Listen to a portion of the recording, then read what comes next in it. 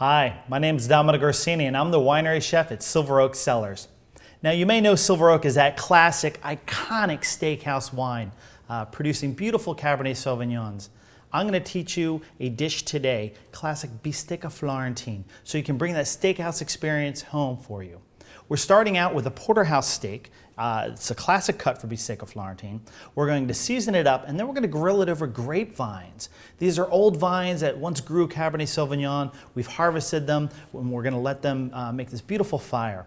To get started, I want to talk about the porterhouse steak or the steak Florentine. You have on the one side here, you have the New York strip loin, and on the other you have the filet mignon with the bone running right down the middle here, as you can see. The bone down the middle and the two different steaks on each side. And we're simply going to get started by seasoning it up with a little bit of extra virgin olive oil. We're going to just brush the oil right onto the steak. And then we're going to put on a little bit of sea salt. I'm using a locally harvested sea salt from Mendocino County, right off the coast here. And then we're going to season it with some fresh cracked black pepper, right on the top like that. Now, don't just put the salt and pepper on, you got to press it into the meat here and really get that salt to kind of penetrate into the flesh. And now we're going to flip it over, we're going to repeat the same step on the other side. Again, a little bit more of that olive oil, some of that large whole grain sea salt, and then some black pepper.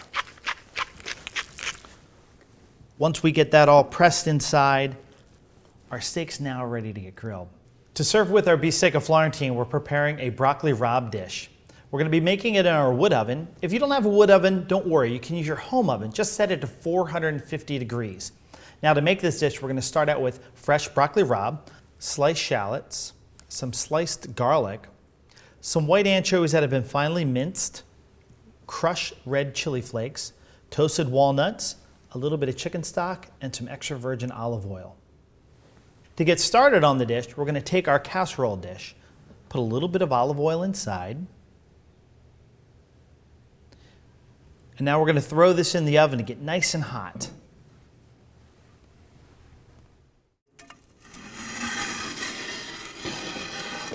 So this casserole dish that we're preparing the broccoli rabe in is a traditional Spanish clay casserole dish. It's meant for cooking inside wood ovens. Now, it has this great insulation to it, so what's happening is I'll be cooking from the top down as opposed to your traditional cooking from the bottom up in a metal pan. So I've put the dish in the oven with the olive oil and gotten the olive oil nice and hot. So now we're going to start cooking the dish by adding the sliced shallots right into that hot oil. As you can see, they're going to sizzle up right away. We're also going to put in our sliced garlic, and we're going to put this back into the oven and let it cook for an additional 30 seconds to a minute.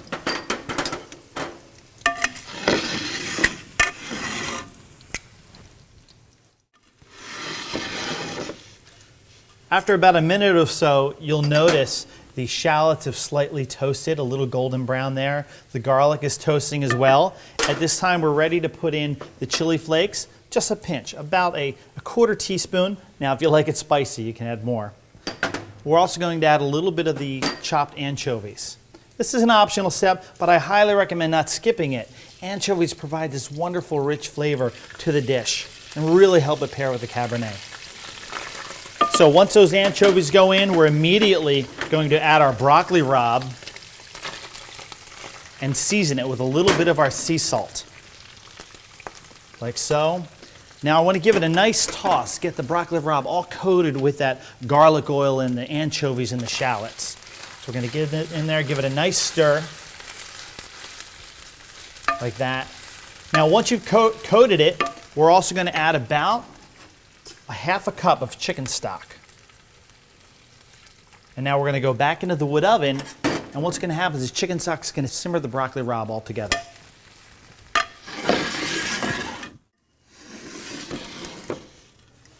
After a few minutes of time in the wood oven, the broccoli rabe is now wilted down a little bit. Some of the chicken stock is reduced down. We'll give it a couple gentle stirs. But I'm going to say it looks done right now. So we're going to let this rest and finish up the Bistecca Florentine. So we have our grill all prepared here. We're grilling over grapevines. They're nice and hot, and we're going to start grilling the Bistecca. Now, one of the keys to grilling steaks is to not move the meat too often. You want to get it into place and just let it sit. In the case of this Bistecca Florentine, we're gonna go for 2 minutes of cooking on this side. We're gonna give the steak a 45-degree turn, just like that, and give it an additional 2 minutes. After a total of about 5 minutes on the first side of the steak, we're gonna flip it over and cook the other side of the steak for about an additional 5 minutes. After a total of about 8 minutes on the grill, you want to let the steak rest for at least 10 minutes. That resting time helps it to retain the moisture. We've gone and sliced the New York strip on the side, and we sliced the filet mignon on the other.